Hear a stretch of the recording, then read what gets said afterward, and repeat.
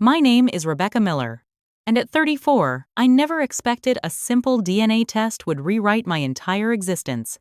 I always felt like the odd puzzle piece in our family portrait, the one that never quite fit no matter how you turned it.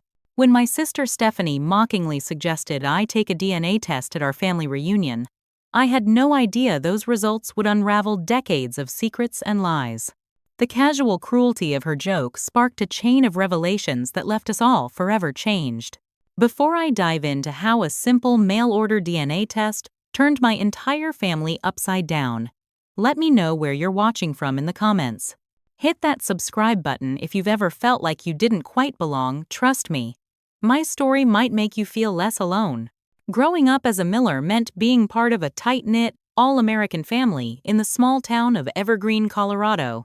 My father John built a successful construction company, while my mother Laura taught second grade at the local elementary school. My older sister Stephanie was 2 years my senior at 36, and my younger brother Michael was 30. On the surface, we were the picture-perfect family that neighbors envied and relatives admired. But beneath that pristine exterior, I always sensed something wasn't quite right, specifically with my place in it. Family photographs told the story more plainly than words ever could. There stood my father, mother, Stephanie, and Michael, all with the same striking blue eyes, naturally blonde hair, and tall athletic builds. The Miller family traits were so distinctive that distant relatives could spot us in a crowd. And then there was me, brown eyes that bordered on black in certain lighting, dark, nearly chestnut hair that refused to lighten even during the sunniest Colorado summers, and at 5'3", I was a full half-foot shorter than my little brother, and nearly a foot shorter than my statuesque sister. Maybe the milkman paid a visit. Uncle Frank would joke at family gatherings, eliciting uncomfortable laughter from the adults and confused looks from us kids. As I grew older, I began to understand the implication behind his words, though I always dismissed it. My father consistently shut down such comments, usually with a stern look that could silence even the most outspoken relatives. Despite my physical differences, my father and I shared a special bond. While Stephanie and Michael gravitated towards sports and outdoor activities that made our athletic parents beam with pride, I preferred books, art, and music. Instead of being disappointed by my different interests, my father built me a small art studio in the basement when I was 12. He'd sit for hours watching me paint, asking thoughtful questions about my techniques and subjects. "You get your creativity from your mother's side," he'd say, though I never met a single artistic soul among her relatives. Stephanie, by contrast, seemed determined to establish herself as my opposite in every way possible. Where I struggled socially, she thrived. While I changed majors 3 times in college, she graduated top of her class in business school and immediately landed a prestigious position at a financial firm. By 30, she was married to her college sweetheart Andrew, had 2 perfect children, Emma and Jack, and had just been promoted to vice president at her company. Their family Christmas cards looked like they were ripped from a magazine. Our relationship had always been strained, but it deteriorated further after my divorce from David 2 years ago. While I was still reeling from the collapse of my 5-year marriage, Stephanie sent me job listings for positions in Denver since your graphic design thing isn't really working out. When I finally landed an art director position at a small agency, she asked if it provided actual benefits or just exposure. Each interaction left me feeling diminished, yet I continued making efforts to connect with her, desperately seeking the sisterly bond I'd always craved. After losing my job during company-wide layoffs and finally selling the condo David and I had once shared, I made the difficult decision to move back to Evergreen temporarily. At 34, living in my childhood bedroom felt like the ultimate failure, especially when compared to Stephanie's picture-perfect life in her sprawling Denver suburb home. "It's just until you get back on your feet," my mother reassured me, though I could sense her disappointment. My father, as always, was more supportive, helping me convert part of his home office into a workspace where I could build my freelance portfolio. The whispers about my appearance had faded over the years, but occasionally I'd catch relatives studying my features with curious expressions. At Cousin Amanda's wedding last year, I overheard her mother telling a friend, "Rebecca doesn't have the Miller cheekbones. The rest of them have such distinctive faces." When the invitation arrived for the annual Miller family reunion, a 3-day affair that brought relatives from across the country to my uncle's lakeside property, I almost declined. The thought of facing Stephanie's subtle jabs about my career and relationship failures, along with the inevitable comparisons between us, made my stomach twist into knots. But my father insisted. "It wouldn't be the same without you, Becca," he said, using my childhood nickname. "Besides, you've always been the one who makes these gatherings fun." Looking back, I wish I had trusted my instincts and stayed home. But how could I have known that accepting that invitation would unravel the foundation of everything I believed about myself and my family? The annual Miller family reunion was held at Uncle Frank's sprawling lakeside property, a collection of cabins and a main lodge nestled in the pine-covered mountains just outside Evergreen. Relatives from across the country descended for the 3-day event, bringing casseroles, family gossip, and the peculiar mix of love and judgment that defines extended family gatherings. I arrived late Friday afternoon, having spent extra time on my appearance in anticipation of the inevitable comparisons to Stephanie. My mother greeted me with her standard once-over, a quick assessment that always left me feeling like I'd been found wanting in some indefinable way. "You look healthy," she said with a tight smile, her standard euphemism when she thought I'd gained weight. I swallowed my retort and hugged her, breathing in the familiar scent of her floral perfume. The first evening passed in a blur of introductions to new spouses and babies, updates on jobs and homes, and the standard Miller family traditions. I volunteered to help organize the children's scavenger hunt, grateful for any task that kept me busy and away from the adults' conversations that inevitably turned to career accomplishments and relationship milestones. Rebecca's always been so good with kids. I overheard my Aunt Marlene tell my cousin's new wife, "It's such a shame she hasn't had any of her own yet." Saturday morning brought the traditional Miller family softball game, where I was predictably chosen last, despite my father's efforts to advocate for me. I took my position in right field, the place where balls rarely went and mistakes would cause minimal damage, and tried to appear enthusiastic. From across the field, I could see Stephanie in her element, directing players, making spectacular catches, and basking in the admiration of our extended family. Her husband Andrew cheered from the sidelines while keeping their perfectly behaved children entertained. "She's just like her father," Uncle Frank announced proudly after Stephanie hit a home run. "Got the Miller athletic gene, that one." During lunch, I sat with my cousin Amanda, the only relative close to my age who had always been kind to me. Her husband James brought us plates piled high with barbecue, while Amanda's 7-month-old daughter slept peacefully in her carrier. "How are you holding up?" Amanda asked quietly, her eyes sympathetic. "Stephanie's been extra Stephanie today." I shrugged, picking at my potato salad. "Just the usual. At least she's been too busy showing off to pay much attention to me." "Well, I think your new haircut is gorgeous," Amanda said, squeezing my hand. "And James was just saying how impressive your freelance portfolio is. Have you thought about reaching out to his company? They're always looking for graphic design help." Before I could respond, we were interrupted by Stephanie's theatrical arrival at our table, her plate artfully arranged with modest portions. "Becky, there you are," she exclaimed, using the nickname she knew I hated. "I've been looking everywhere for you." We were all sharing our big updates, and I realized nobody's heard what you've been up to. I felt my cheeks warm as several nearby relatives turned to look at us. Not much to update, really. Still building my freelance business. Working on a few promising leads. Stephanie's smile didn't reach her eyes. "That's nice. I was just telling everyone about my promotion. Regional director now, can you believe it? And we just put a deposit down on a vacation home in Aspen." She turned to Amanda. "You and James should bring the baby up once we're settled. It's never too early to get them on skis." The traditional Saturday night dinner was the centerpiece of every Miller reunion. We gathered in the main lodge's great room, where long tables had been arranged in a U-shape to accommodate everyone. My father stood at the head, raising a glass for his annual toast. "To the Miller family," he said, his voice warm with emotion. To those who couldn't be with us, to the new additions, he nodded toward Amanda's baby and a cousin's new husband, and to many more years of tradition and togetherness. After dinner came the part I dreaded most, the family sharing circle. where each adult family member took turns announcing their achievements from the past year. As the sharing made its way around the table, promotions, house purchases, pregnancies, and graduations, I rehearsed my modest update about a freelance project that had been featured in a small industry publication. When my turn came, I spoke briefly, trying to infuse my voice with confidence I didn't feel. A smattering of polite applause followed, quickly overshadowed by Uncle Frank asking, "What's that pay anyway? Enough to move out of your parents' place?"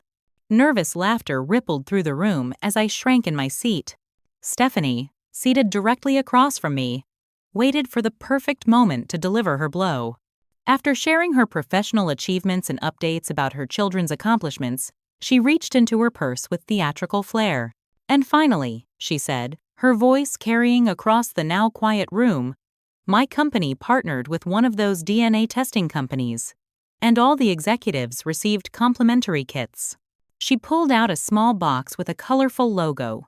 I thought it might be fun to learn about our genetic backgrounds, though we Millers are about as traditionally American as they come. She paused, her eyes finding mine with deliberate precision. "Maybe we should test Rebecca first, though. Find out if she's really a Miller after all." The room erupted in laughter, some genuine, some uncomfortable. Through the blur of humiliation, I saw my mother's face drain of color. My father, usually quick to defend me, remained uncharacteristically silent, his eyes fixed on his plate. "I mean, look at her," Stephanie continued, warming to her audience. "Brown eyes, dark hair, she doesn't look like any Miller I've ever seen. Mom, did you have something you wanted to tell Dad about the mailman?" More laughter. Louder this time. I felt a hot flush spread from my chest to my hairline as tears threatened to spill. Michael, my younger brother, finally spoke up. "That's enough, Steph. It wasn't funny the first 100 times Uncle Frank made that joke, and it's not funny now, but the damage was done." The room had already divided between those who found the joke hilarious and those who recognized the cruelty behind it. In that moment of public humiliation, something inside me snapped. Years of accepting Stephanie's subtle digs and passive-aggressive comments culminated in a sudden, fierce determination. I stood up, my chair scraping loudly against the wooden floor. "You know what, Stephanie? Let's do it. Let's settle this once and for all. Give me the test." A hush fell over the room as I walked around the table, hand extended. Stephanie's confident smile faltered slightly. She hadn't expected me to call her bluff. "I was just joking, Rebecca. Don't be so sensitive." "No, I insist."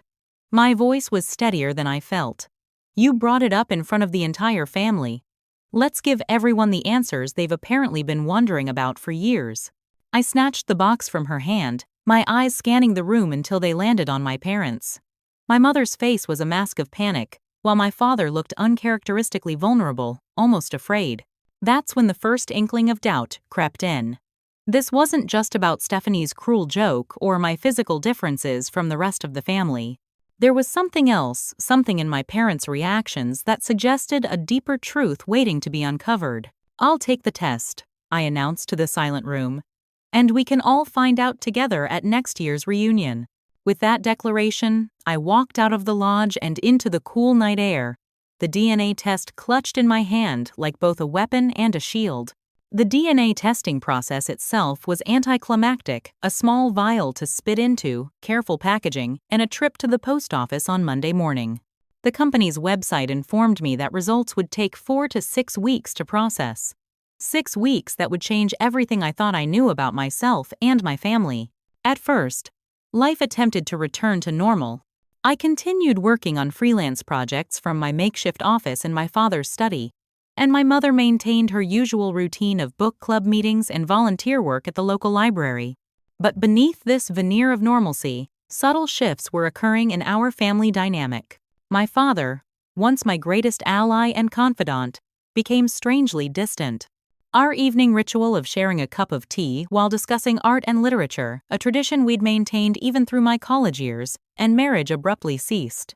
When I asked if he wanted to watch our favorite classic film one evening, he muttered something about paperwork and retreated to the bedroom he shared with my mother. "Is Dad okay?" I asked my mother one morning as she prepared breakfast, her movements stiff and mechanical. He seems different since the reunion. He's just busy with the new development project, she replied without meeting my eyes. You know how he gets when he's stressed about work. But I had grown up watching my father handle the pressures of running his own construction company. This wasn't his usual work stress behavior. This was avoidance. 3 days after sending off the DNA test, I came downstairs for a glass of water past midnight and overheard my parents in the kitchen. Their voices were hushed but intense. We should have told her years ago, John, my mother was saying, her voice thick with emotion. Now she's going to find out in the worst possible way. We don't know that, my father responded, sounding more defeated than I'd ever heard him. Maybe the results won't be conclusive. Maybe, don't be naive. Those tests are remarkably accurate now. What are we going to do when she finds out the truth? I retreated up the stairs, heart pounding, more confused than ever. What truth were they hiding? Was I adopted? The product of an affair? My mind raced with possibilities, each more distressing than the last. The following weekend, Stephanie unexpectedly appeared at our parents' house, asking if I wanted to join her for coffee. Suspicious but curious. I agreed. At the local cafe, she seemed uncharacteristically nervous, shredding her napkin into tiny pieces. About the DNA test, she finally said after several minutes of stilted small talk. It was a stupid joke. If you want to just forget about it, I wouldn't mind. I studied my sister's face, noticing for the first time the faint lines of stress around her eyes, partially concealed by expertly applied makeup. Why the sudden change of heart? Stephanie, you seemed pretty eager to prove I'm not a real Miller at the reunion. She flinched at my use of air quotes. I'd had a few glasses of wine. It was thoughtless. We all know your family, regardless of what you look like. Her hesitation spoke volumes. Regardless of what, Stephanie? Do you know something I don't? Of course not, she replied too quickly. I just meant that families don't have to all look alike. That's all. As we parted ways, she gave me an awkward hug, possibly our first genuine physical contact in years. Whatever happens, Rebecca, just remember that family is complicated. And that I am sorry for how I've treated you. Her uncharacteristic apology only deepened my unease. Stephanie didn't apologize, not for forgotten birthdays, not for borrowing and ruining my prom dress, not for telling my high school crush I had a contagious skin condition. Something was very wrong. 2 weeks after sending the DNA sample, I was helping my mother prepare dinner when the house phone rang. She answered, listened for a moment, then said tersely, "Now isn't a good time. I'll call you back." When she returned to chopping vegetables, her hands were visibly shaking. Who was that? I asked casually. Nobody important. Just a telemarketer. Later that evening, I checked the caller ID and found the call had come from Reed. Eleanor, a name I didn't recognize. When I searched the number online, I discovered it belonged to an elderly woman living just 30 miles away in Boulder. The mystery deepened. That night, I had dinner with my brother Michael, the only family member who still treated me normally. Over burgers at our favorite local spot, I confided my growing suspicions. Have Mom and Dad been acting weird around you too? I asked. Michael took a long sip of his beer before answering. Define weird. Distant. Secretive. Like they're hiding something huge. He sighed, setting down his glass with deliberate care. Look, Becca, there are some things that maybe aren't my place to tell you. My stomach dropped. So you do know something. About me? About why I don't look like the rest of you? Michael reached across the table and took my hand, his expression uncommonly serious. What I know is that you're my sister. Blood tests and DNA don't change that. Family is. It's more than genetics. It's who was there when you had chicken pox, and who helped you with your science projects, and who taught you to drive. That's not an answer, Michael. It's the only one I can give you right now, he said softly. Just try to remember that whatever you find out, it doesn't change who you are, and it doesn't change how I feel about you. As the weeks passed, my anxiety escalated. I began researching DNA testing online, learning about the kinds of information these tests could reveal. Ethnicity estimates, genetic health markers, biological relatives. Each possibility raised new questions. If my ethnicity results differed significantly from what I expected, what would that mean? If the test connected me to biological relatives I'd never heard of, how would I process that information? Sleep became elusive. I spent nights staring at my childhood bedroom ceiling, trying to reconcile the mounting evidence that my life might be built on a foundation of secrets. During the day, I moved through the house like a ghost, hyper-aware of the hushed conversations that stopped when I entered rooms, the meaningful glances exchanged between my parents, the way my mother had begun looking at me with a mixture of guilt and fear. 4 weeks and 3 days after sending my sample, I received an email notification. Your DNA results are ready to view. I stared at my phone screen, suddenly terrified of what I might learn. For several hours, I left the notification unread, alternating between desperate curiosity and the temptation to delete the email entirely. Maybe some truths were better left uncovered. Maybe the comfortable fiction of my life was preferable to whatever reality awaited me. But, as evening fell, I realized I couldn't turn back. Whatever secrets my family had kept from me for 34 years, I deserved to know the truth. With trembling fingers, I opened my laptop, navigated to the DNA testing company's website, and logged into my account. The website was designed to build suspense, presenting my results in sections that required clicking through multiple screens. First came my ethnicity estimate, a surprisingly diverse mix that included Eastern European and Mediterranean percentages, much higher than the predominantly Northwestern European background I'd expected from the Miller family. History. Interesting, but not earth-shattering. People often discovered unexpected heritage in their genetic backgrounds. Then I clicked on the DNA relatives section, and my world collapsed. The screen displayed a list of people in the company's database who shared significant amounts of DNA with me potential relatives organized by their genetic relationship. At the top of the list, where immediate family members should appear, there was nothing. No father, no mother, no siblings. Instead, the closest matches were a handful of predicted second and third cousins, none with the surname Miller or any names I recognized from my father's or mother's families. I stared at the screen, trying to process what this meant. According to this test, I was not biologically related to the Millers, not to my father, not to my mother, not to Stephanie or Michael, not to anyone I had called family for 34 years. The room seemed to spin as decades of small comments, confused looks, and uncomfortable silences suddenly made perfect, terrible sense. Uncle Frank's mailman jokes hadn't been jokes at all, they'd been clumsy references to a truth everyone seemed to know but me. I was adopted. It was the only explanation. I sat frozen for nearly an hour, the laptop screen growing dim as tears streamed down my face. Every memory of my childhood now required re-examination through this new lens. Every family photograph, every Christmas morning, every you have your mother's creativity, or you get your stubbornness from your father. All lies. By midnight, shock had given way to a white-hot anger that propelled me downstairs to my parents' bedroom.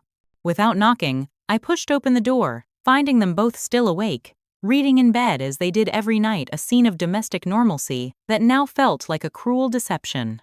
"Rebecca, what's wrong?" My mother, no. Laura set her book aside, alarm crossing her face as she took in my tear-stained cheeks and wild eyes. "My DNA results came back," I said, my voice eerily calm despite the storm raging inside me. "Want to hear something interesting?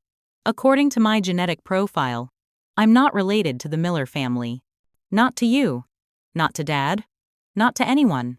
The color drained from both their faces. My father, John, reached for my mother's hand, a gesture of solidarity that only fueled my anger. "Were you ever going to tell me I was adopted?" I demanded. "Or was I supposed to go my whole life not knowing who I really am?" My mother began to cry, silent tears tracking down her cheeks. My father cleared his throat several times before speaking. "Rebecca, please sit down. We need to talk about this properly. 34 years, and now you want to talk properly?" My voice rose despite my efforts to control it. "I've spent my entire life feeling like I didn't belong, like there was something wrong with me because I didn't look like the rest of you. Do you have any idea what that's like? We never wanted you to feel that way. my mother said through her tears.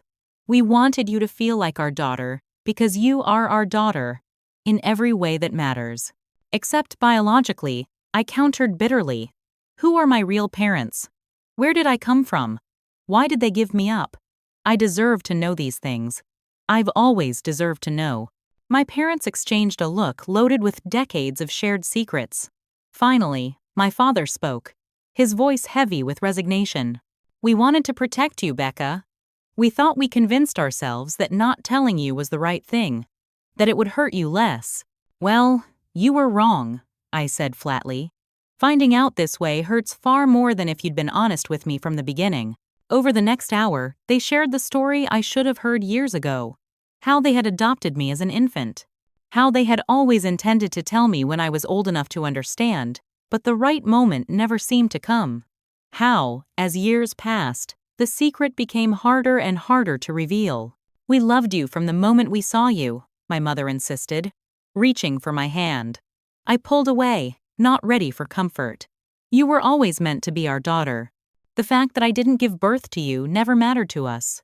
"Did Stephanie and Michael know?" I asked, though I already suspected the answer from Stephanie's behavior and Michael's cryptic words. My father nodded reluctantly. "Stephanie was 8 when we adopted you. She was old enough to remember. We asked her not to tell you, to let us do it when the time was right." "And Michael?" "He found out when he was a teenager," my mother admitted. "Stephanie told him during an argument. We made them both promise to keep it a secret until we could find the right way to tell you." The revelation that Stephanie had known all along clarified so much about our relationship. Her resentment, her competitive behavior, her deliberate use of the DNA test to expose the family secret. Who were my birth parents? I asked. The question I'd been building toward. Do you know anything about them? Do you have any information that could help me find them? Another loaded glance between my parents. "We have some information," my father said carefully. "But it's complicated, Rebecca. Very complicated." "I think we've established I can handle complicated," I replied coldly. "I deserve the truth. All of it." "You're right," he conceded. "You do deserve the truth. But it's late, and this is a lot to process. Could we talk more in the morning when we've all had some sleep?" I almost refused, almost demanded they tell me everything immediately. But exhaustion was beginning to overtake anger. The emotional toll of the day's revelations was crushing me. "Fine. Tomorrow morning. And I want everything: names, backgrounds, any information you have about my biological parents." As I turned to leave, my mother called after me, her voice small and frightened. "Rebecca, please remember that we love you. We've always loved you." I paused in the doorway without looking back. Love without honesty isn't love. It's control. I spent the night researching adoption records and laws in Colorado, learning what rights I had to my original birth certificate and adoption files. By morning, I had compiled a list of questions and demands that I presented to my parents over a tense breakfast. To their credit, they answered everything they could. They had adopted me through a private adoption arranged by a lawyer. They had met my birth mother once, briefly before my birth. They had a copy of my original birth certificate and adoption papers in their safe deposit box, which they promised to retrieve that day. What they couldn't or wouldn't tell me was why my birth mother had given me up or any details about my birth father. Those conversations would have to wait for another day, they insisted. Once I'd had time to adjust to the initial shock, as promised, they returned from the bank that afternoon with a folder containing my adoption records. I took it to my room, closed the door, and prepared myself for another layer of truth. What I found inside the folder wasn't just another layer, it was an entirely new revelation that would shake the foundation of my identity even further. The documents in the folder told a story far more complicated than a straightforward adoption. My original birth certificate listed Laura Miller, the woman I'd called mother my entire life, as my birth mother. The father's name was left blank. There was no record of a biological mother relinquishing her rights. No adoption decree from a court. Nothing to indicate a legal adoption had ever occurred. I stared at the papers, confusion mounting. If Laura was my biological mother, why did the DNA test show we weren't related? And if I hadn't been legally adopted, what exactly was my status? Armed with these perplexing documents, I confronted my parents again. this time with cold determination rather than raw emotion. "This doesn't make sense," I said, spreading the papers across the kitchen table. "These documents claim Laura is my biological mother, but the DNA test proves that's impossible. What aren't you telling me?" My mother collapsed into a chair, her face in her hands. My father paced the kitchen, his usual confidence completely eroded. "We need to tell her everything, Laura," he said finally. "No more half-truths. No more protecting anyone." My mother nodded without looking up, her shoulders shaking with silent sobs. "Rebecca," my father began, his voice strained, "you're right that these documents don't tell the whole truth. The fact is, I am your biological father." The statement hit me like a physical blow. "That's not possible. The DNA test shows you're not related to your mother or your siblings," he clarified. "It doesn't disprove that I'm your father." "I don't understand," I said, though a terrible understanding was beginning to form. My father took a deep breath. 35 years ago, I had an affair with a woman who worked for my company, Catherine Reed, my secretary at the time. When she told me she was pregnant, I was terrified of losing my family, my business, everything I'd built. She agreed to keep the pregnancy secret on one condition: that I would be part of the child's life, your life. The room seemed to tilt as I processed this revelation. "So I'm not adopted. I'm your biological daughter from an affair. And you and Mom? You pretended I was adopted?" "We created a fiction," my mother said quietly, finally lifting her tear-stained face.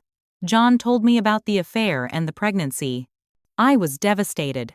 But we had 2 small children and 20 years of marriage. I couldn't just walk away. So we made a plan. Catherine would give birth quietly. We would take the baby you and raise you as our adopted daughter. No one would ever know the truth. Except it wasn't a legal adoption," I said, the implications becoming clearer. "What happened to my birth mother?" "To Catherine?" Another painful silence filled the room. "She died shortly after you were born." My father finally admitted. "Complications from the delivery. It wasn't supposed to happen that way. She was young, healthy. The doctors said it was a rare complication no one could have predicted." The revelation struck me with physical force. My birth mother had died, bringing me into the world. She had never had the chance to know me, to see what became of the daughter she had fought to keep connected to her father. "So you falsified the birth certificate," I said, the pieces finally clicking into place. "You put Laura's name as the mother to avoid questions, to maintain your fiction." My father nodded, shame evident in every line of his face. It was a different time. I had connections in the county clerk's office. The hospital was small, in a different town. It wasn't as difficult then as it would be now. "Does Stephanie know this part? That I'm actually her half-sister, not adopted?" "Yes," my mother admitted. "She overheard us arguing about it when she was a teenager. That's when the problems between you two really began. She felt betrayed, lied to. She became very protective of Michael, worried about how it would affect him to learn the truth. So her cruelty toward me all these years, that was because she knew I was the product of Dad's affair?" "It wasn't fair," my father acknowledged. "None of it was fair to you, or to Stephanie and Michael, or to your mother." He glanced at Laura. "We all made decisions we thought would protect the family, but maybe we were just protecting ourselves." I sat in stunned silence, trying to absorb this second seismic shift in my understanding of my own history. Not adopted after all, but the secret daughter of my father's affair. A pregnancy hidden, a birth certificate falsified, a dead mother whose name I'd never known until today. "Catherine Reed," I said, testing the name of my birth mother on my tongue. "What was she like?" Pain flashed across my father's face. "She was brilliant, creative, passionate about art and literature, all the things you love. She had your eyes, your smile. Sometimes when I look at you, that's why you encouraged my art," I realized.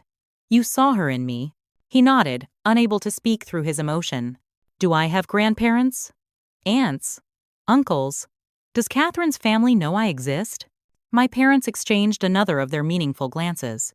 "Catherine's mother is still alive," my father said reluctantly. "Eleanor Reed. She lives in Boulder. And Catherine had a sister, Patricia. They don't know about you. Catherine told them she lost the baby. The magnitude of the deception was staggering. An entire family that should have been part of my life, my biological grandmother and aunt who never knew I existed. The phone call, I said suddenly. Eleanor Reed called here a few weeks ago, after the reunion. How did she find out about me? My mother looked uncomfortable. Stephanie contacted her.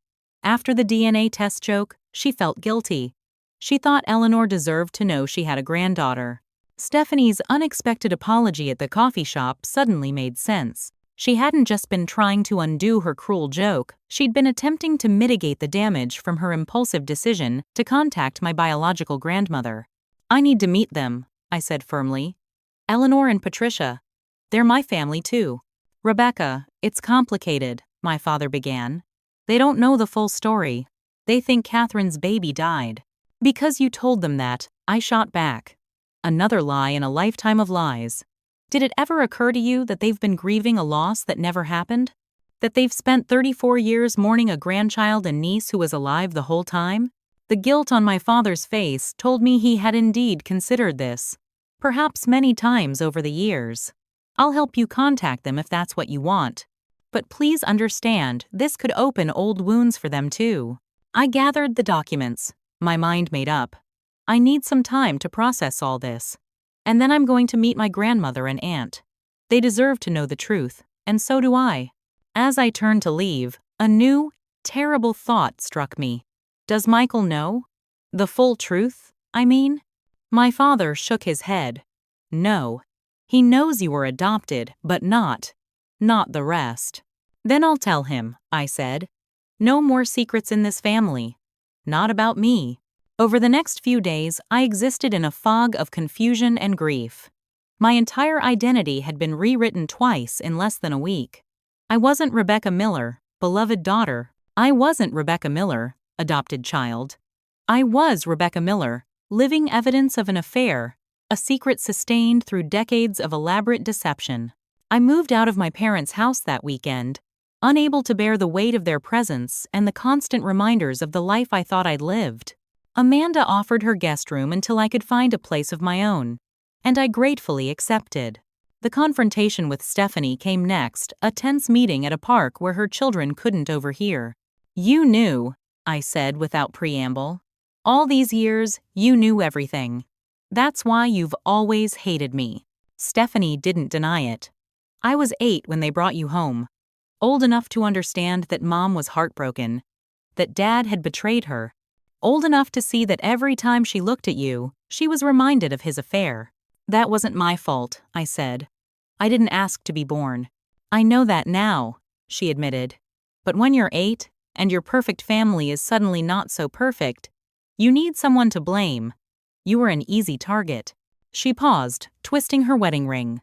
The DNA test. I didn't plan it that way. I really did get it from work. But when everyone was laughing about how different you looked, something just snapped. I thought, why should you get to keep believing the lie when I've had to live with the truth my whole life? So you decided to out me in front of the entire family. I was drunk and bitter, she acknowledged. It was cruel, and I regretted it immediately. That's why I contacted Eleanor, I thought. I thought maybe something good could come from my mistake. That maybe you deserved to know your real family. That wasn't your decision to make, I said, though without the heat I'd expected to feel. Stephanie's actions, while still inexcusable, at least made a certain twisted sense now. I know, she said simply. I'm sorry, Rebecca. For everything. We parted without resolution, the decades of complex emotions between us too tangled to unravel in a single conversation. But for the first time, I felt I understood my sister and perhaps, someday, forgiveness might be possible. The most painful conversation was with Michael, who had been kept in the dark about the true nature of my parentage. His shock and anger rivaled my own. So Dad had an affair, got his secretary pregnant, then conspired with Mom to pretend you were adopted after your biological mother died? He summarized incredulously. And Stephanie's known this whole time? What kind of twisted family are we? The kind that keeps secrets, I said wearily. The kind that thinks lies can protect people from pain. Michael shook his head, clearly struggling to reconcile this new information with the father he'd always admired. I can't even look at him right now. Or, Mom, for going along with it. They thought they were doing the right thing, I said, surprised to find myself defending them. They made a terrible decision 34 years ago, and then every day after that, they had to choose between continuing the lie or admitting they'd been lying all along. That doesn't make it right, Michael insisted. No, I agreed. It doesn't. As the initial shock began to fade, my focus shifted to the family I'd never known. Existed my maternal grandmother Eleanor and Aunt Patricia. With my father's reluctant help, I arranged to meet them at Eleanor's home in Boulder, a small craftsman bungalow with a meticulously maintained garden. I stood on the porch, heart pounding, unsure what to expect. Would they reject me? Embrace me? Doubt my story entirely? The door opened to reveal an elegant woman in her 70s, with familiar brown eyes that widened as she took in my appearance. "Oh my God," she whispered. "You look just like her." Eleanor Reed's living room was a shrine to the daughter she had lost. Photos of Catherine adorned every surface. Catherine as a child with pigtails and missing teeth. Catherine as a teenager with 80 seconds hair and bright makeup. Catherine as a young woman in professional attire, likely around the time she worked for my father. I sat perched on the edge of a floral sofa, cradling a cup of tea I was too nervous to drink, while Eleanor and her other daughter Patricia studied me with undisguised wonder. "It's like seeing a ghost," Patricia said softly. She was in her early 50s, with streaks of gray in her dark hair the same shade as mine. "You have Katie's eyes, exactly. And her hands." I looked down at my hands, suddenly seeing them as if they belonged to someone else. I never knew. I mean, until a few days ago, I had no idea she existed. That you existed. "John Miller told us you died," Eleanor said, her voice tight with suppressed emotion. "That Catherine died from complications during childbirth, and the baby you didn't survive either. We buried an empty casket next to hers. We've put flowers on your grave for 34 years. The thought of a headstone bearing my name, of these women grieving a loss that never happened, was almost too painful to comprehend." "I'm so sorry," I whispered, though the apology wasn't mine to give. "Don't you dare apologize," Eleanor said fiercely. "You have nothing to be sorry for. This was John's doing, not yours." Over the next several hours, they shared stories of the mother I never knew. Catherine Elizabeth Reed had been brilliant and driven the first in her family to graduate college, with a degree in English literature. She had dreamed of becoming a professor but had taken the secretary job at my father's construction company temporarily while applying to graduate programs.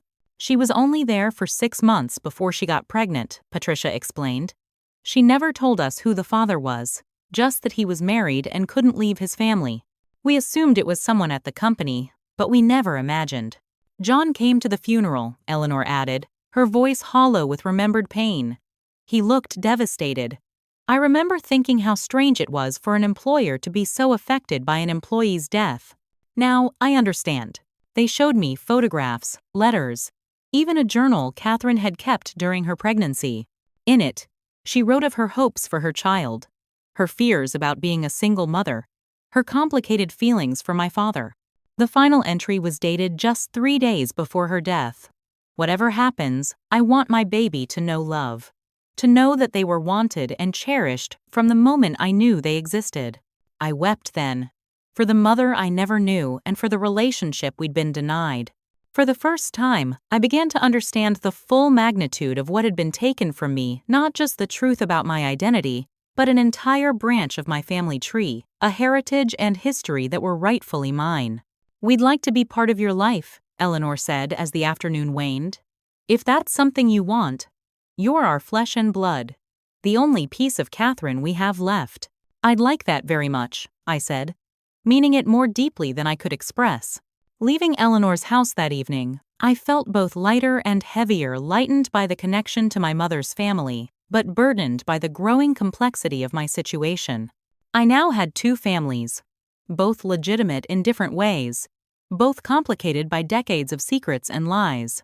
The next few weeks passed in a blur of conflicting emotions and difficult conversations. I found an apartment of my own, needing space from all the competing claims on my identity. My father attempted to explain his decisions, to contextualize the choices he'd made. But each conversation left me more confused than enlightened. I loved her, he admitted during one particularly raw discussion. Catherine. It wasn't just an affair. I truly loved her. If things had been different, if I hadn't already had a family, if the times had been different. But you chose Mom, I pointed out. You chose Stephanie and Michael. You chose the life you'd already built. Yes, he acknowledged. And I've spent every day since wondering if I made the right choice. That revelation created yet another fracture in our already splintering family. When my mother learned that my father had loved Catherine, that their affair had been more than a physical indiscretion, she moved out of their home of 40 years, taking up residence with her sister in Denver. Stephanie, initially supportive after her apology, grew cold again as she watched her parents' marriage disintegrate. "Are you happy now?" she demanded during a chance encounter at the grocery store. "You've torn apart what was left of our family." "I didn't do this," I reminded her. "I didn't create the lies. I just exposed them." "Some lies are necessary," she snapped. "Some secrets protect people, and some secrets destroy them from the inside out," I countered. "You, of all people, should understand that. You've been carrying this secret your whole life, and look what it did to you. Look what it did to us." Michael, loyal and steadfast as always, became my rock during this tumultuous period. He alone seemed to understand that I was as much a victim of our parents' deception as anyone. "They should have told you the truth from the beginning," he said during one of our regular coffee meetings. "They should have honored Catherine's memory by letting you know her, letting you have a relationship with Eleanor and Patricia." "Why didn't they?" I asked. The question that had haunted me since the revelations began. What were they so afraid of? "Judgment, probably," Michael suggested. "Small town, 1,980 seconds. An affair that resulted in a pregnancy would have been scandalous enough. Add in Catherine's death, and they probably feared not just social judgment but legal consequences. Falsifying a birth certificate is a crime. The legal ramifications of my parents' actions hadn't fully registered until Michael mentioned it. Not only had they lied to me my entire life, but they had potentially committed criminal acts to maintain that lie. 6 weeks after the DNA test results, I returned to my parents' home to retrieve the last of my belongings from my childhood bedroom. The house felt empty and abandoned, with my mother gone and my father spending most of his time at work. I stood in my bedroom, surrounded by the artifacts of a childhood that now seemed like a stranger's life. Participation trophies, school photos, artwork my father had framed and proudly displayed. Among the items I'd left behind was a wooden box my father had made for my 16th birthday. Inside were treasures I'd collected over the years: concert tickets, friendship bracelets, my first driver's license, notes passed in high school classes. At the bottom of the box, I discovered a sealed envelope I didn't recognize, addressed simply Rebecca in unfamiliar handwriting.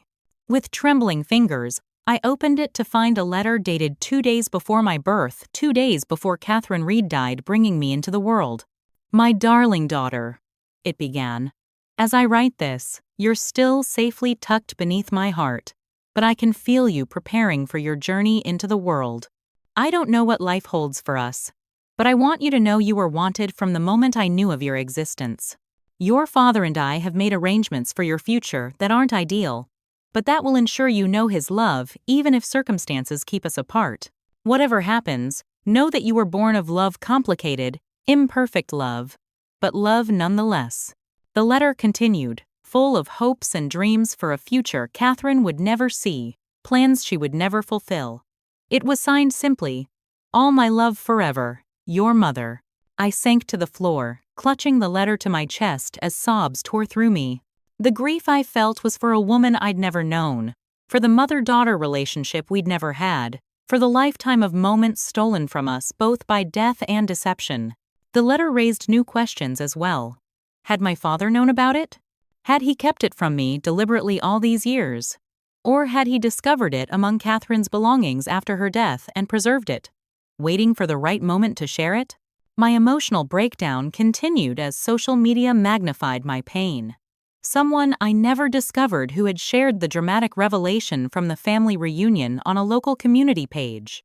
Soon, my phone was flooded with notifications as former classmates, Distant acquaintances and complete strangers commented on the scandalous story of John Miller's secret daughter. Always thought there was something off about her, wrote one former high school classmate. No wonder she doesn't look like her siblings. Miller Construction built my house, another commented. Never would have hired them if I'd known John Miller was the type to cheat on his wife and hide a child. The public exposure of my private trauma was the final straw. I deactivated all my social media accounts, changed my phone number, and retreated into isolation so complete that even Michael struggled to reach me. For weeks, I barely left my apartment, subsisting on delivery food and spending days in a fog of depression and identity crisis. Who was I? Rebecca Miller, the daughter of John and Laura? Rebecca Reed, Catherine's orphan child? Some hybrid of both, belonging fully to neither? The psychological weight of these questions crushed me, leaving me unable to work, to socialize, to function in any meaningful way. In my darkest moment, sitting on my apartment floor, surrounded by takeout containers and unwashed clothes, I found myself staring at the letter from Catherine, reading and rereading her words until they blurred before my eyes. "You were born of love," she had written. It was the one certainty in my now uncertain world that whatever complications had surrounded my conception and birth, I had been loved and wanted by at least one person from the very beginning. That night, I hit my lowest point. I had lost my sense of self, my understanding of my place in the world. Every memory now required re-examination. Every relationship reconsideration. The foundation upon which I had built my identity had crumbled completely, leaving me adrift in a sea of confusion and grief. My journey back from the abyss began with a business card slipped under my apartment door. Dr. Sarah Thompson, psychologist. On the back, a handwritten note. "When you're ready to talk, I'm here to listen. First session is on me. Michael." I stared at the card for 3 days before finding the courage to call. Dr. Thompson's calm, matter-of-fact approach provided the first stable ground I'd felt beneath my feet in months. Identity crises of this magnitude aren't uncommon after genetic surprises, she told me during our first session. What you're experiencing, the disorientation, the grief, the anger, these are all normal responses to abnormal circumstances. Over the next several weeks, our therapy sessions became my lifeline. Dr. Thompson helped me untangle the complex web of emotions surrounding my new reality. The grief for the mother I never knew, the anger toward the parents who had raised me, the confusion about where I belonged in the world. Your identity isn't solely determined by your genetics or your upbringing, she reminded me. You're more than the circumstances of your birth or the secrets kept about it. You're the sum of your experiences, your choices, your values. Slowly, I began to rebuild. I started freelancing again, taking on small graphic design projects that allowed me to work from home while I continued my emotional recovery. I reconnected with Amanda, whose unwavering support throughout the crisis had been a rare constant. "You're still you," she insisted during one of our coffee dates. "You're still the same Rebecca who helped me through my divorce, who painted that gorgeous mural in Emma's nursery, who always remembers everyone's birthdays. None of that has changed." The most surprising support came from an unexpected source. Stephanie. 6 weeks into my therapy, she appeared at my apartment door, looking uncharacteristically uncertain. "Can we talk?" she asked. "Really talk for once?" Over cups of tea at my small kitchen table, Stephanie opened up in a way she never had before. "I was jealous of you," she admitted. "Not because Mom and Dad adopted you or pretended to adopt you, but because Dad always seemed to favor you. Now I understand why. You were Catherine's daughter, the child of the woman he actually loved. He loves your mother too," I pointed out. "He chose to stay with her, with your family." Out of obligation, Stephanie said bitterly. "Because it was the right thing to do, not because she was his great love." "Is that how you see your marriage?" I asked gently. "As a choice between love and obligation?" The question struck a nerve. Stephanie's eyes filled with tears. "Andrew and I haven't been happy for years," she confessed. "But we stay together for the kids, for appearances. I look at my perfect life, the job, the house, the family, and I feel nothing. Just emptiness." For the first time, I saw my sister, my half-sister, not as the golden child whose shadow I'd lived in, but as a woman trapped in her own kind of prison, bound by expectations and appearances, just as I had been bound by secrets and lies. Maybe this is our chance, I suggested. To start over. To build a relationship based on truth, instead of competition and resentment.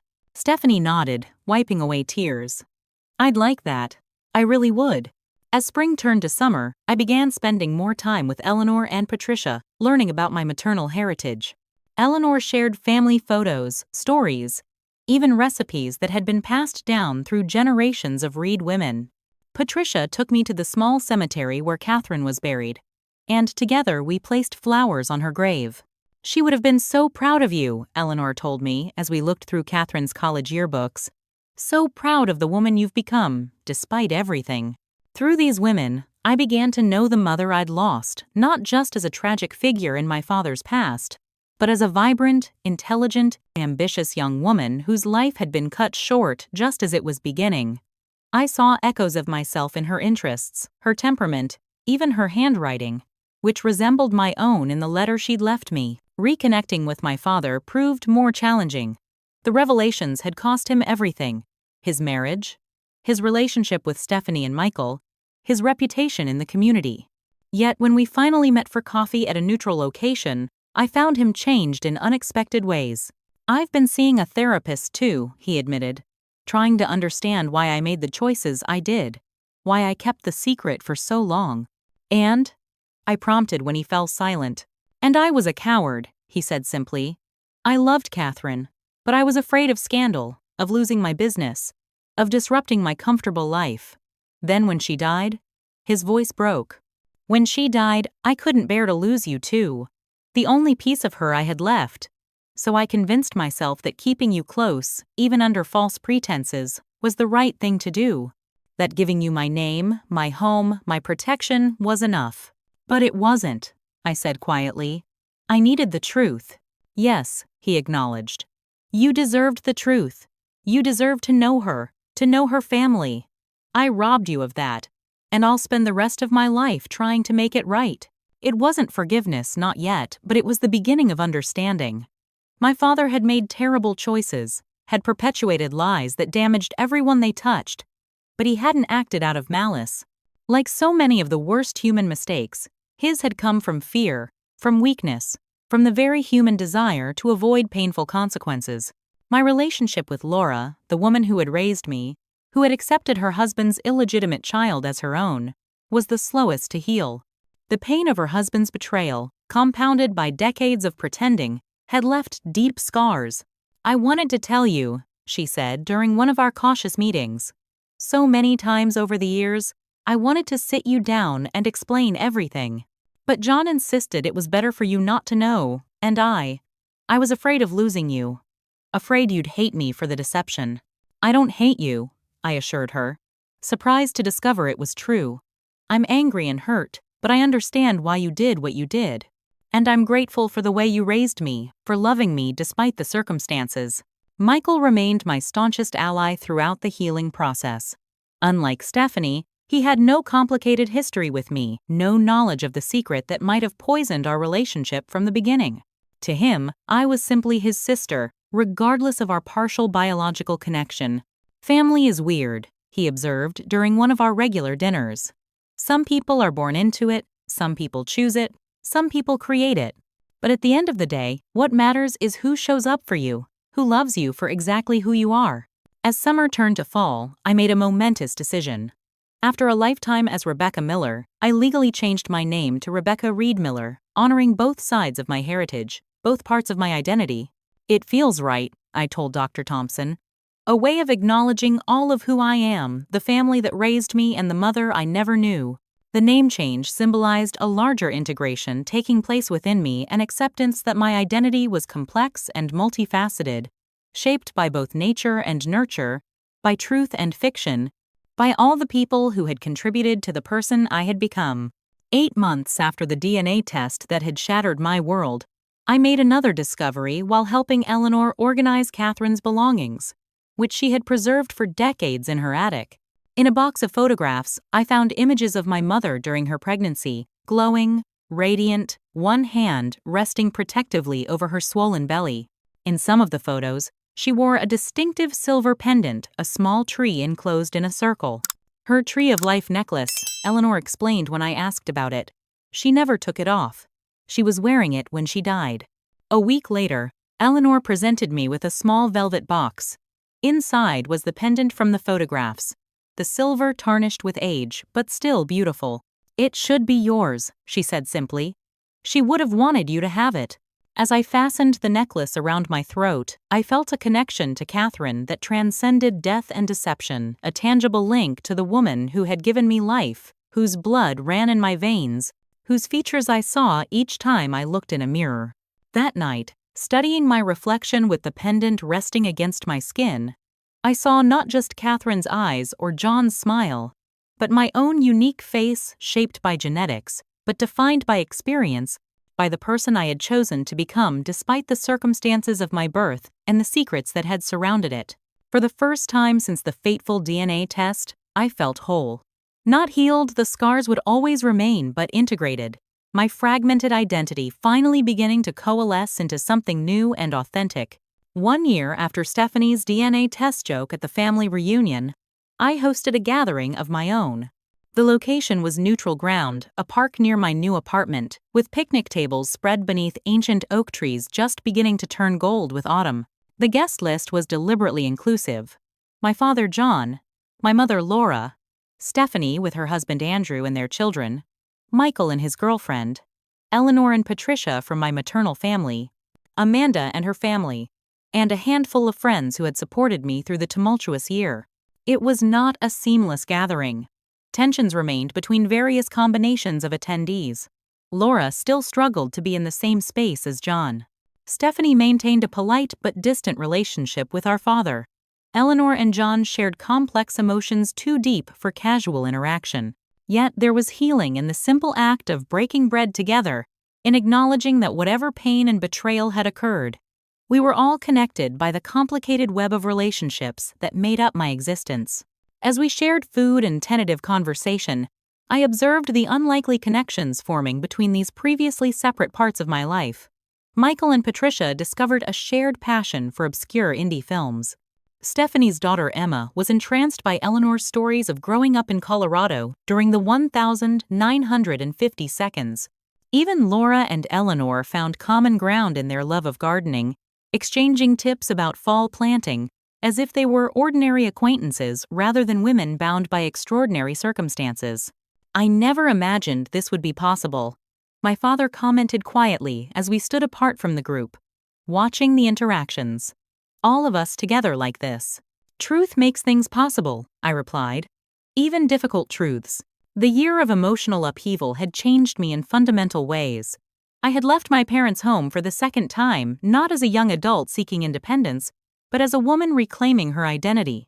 I had established my freelance business properly, specializing in design work for small nonprofits and community organizations. The work was less lucrative than corporate clients would have been, but it provided a sense of purpose during my recovery.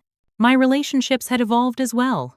Stephanie and I were building a friendship based on honesty rather than competition, a slow process with occasional setbacks, but genuine progress nonetheless. She had begun therapy to address her own issues and had recently confided that she and Andrew were considering separation a difficult decision but potentially the right one for both of them. Michael had become not just my brother but my closest friend. He had weathered the family storm with remarkable resilience, maintaining relationships with all parties while refusing to take sides in the ongoing tensions. My father had sold his construction company and was semi-retired, using his newfound free time to volunteer with a youth mentoring program. Whether this was atonement or genuine interest, the work seemed to bring him satisfaction he had never found in business success. My mother Laura had returned to teaching, accepting a position at a different elementary school where her family drama was unknown. We spoke weekly, our conversations gradually becoming less awkward, more authentic. She had begun dating recently, a fellow teacher who made her laugh in a way I couldn't remember hearing since childhood. Most significantly, I had developed deep bonds with my maternal family.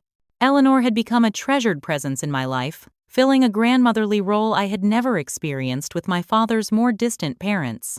Patricia and I shared not just physical resemblance but similar temperaments and interests.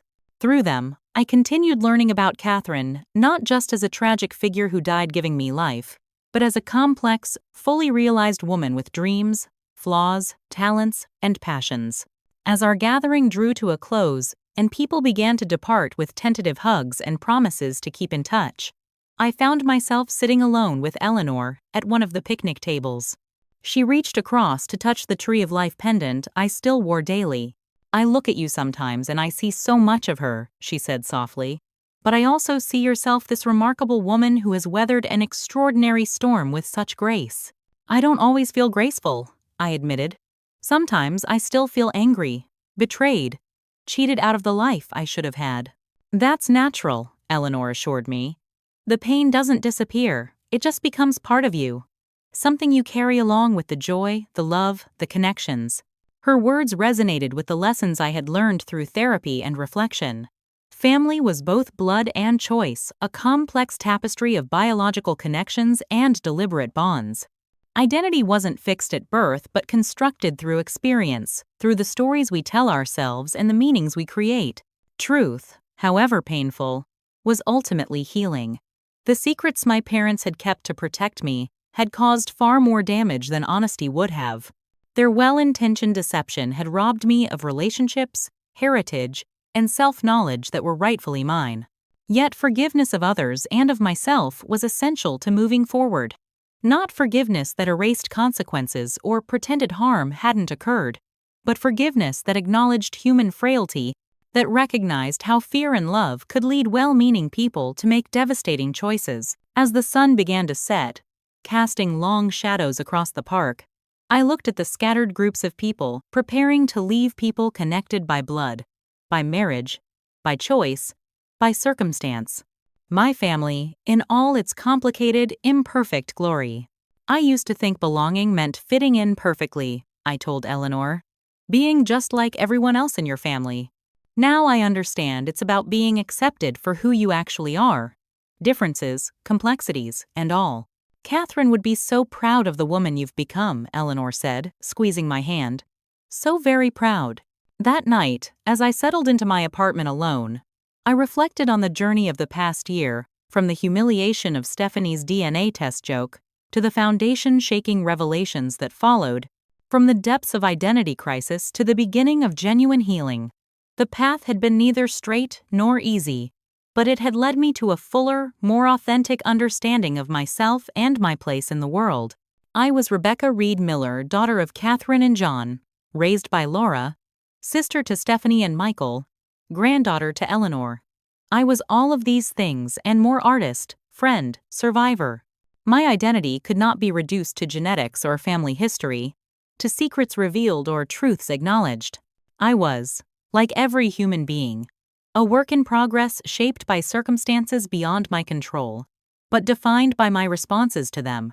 The DNA test that had been meant as a cruel joke had instead become the catalyst for painful but necessary truth.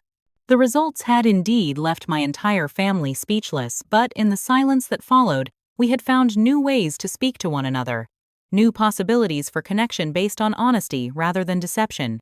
As I fingered the silver Tree of Life pendant that had been my mother's, I felt a sense of peace that had eluded me for so long. Not perfect happiness, not complete resolution, but the quiet certainty that I belonged to myself first and foremost, that whoever my parents were, whatever secrets had surrounded my birth, my life was my own to shape moving forward. I wonder if you've ever experienced a moment that completely changed how you saw yourself or your family. Have my experiences resonated with you in some way? I'd love to hear your stories in the comments below. If this journey of discovery and healing has touched you, please consider subscribing and sharing with others who might need to hear that they're not alone in navigating family secrets and identity crises. And remember, sometimes the most painful truths lead to the most authentic connections. Thank you for being part of my healing journey, and I wish you truth, peace, and belonging in your own.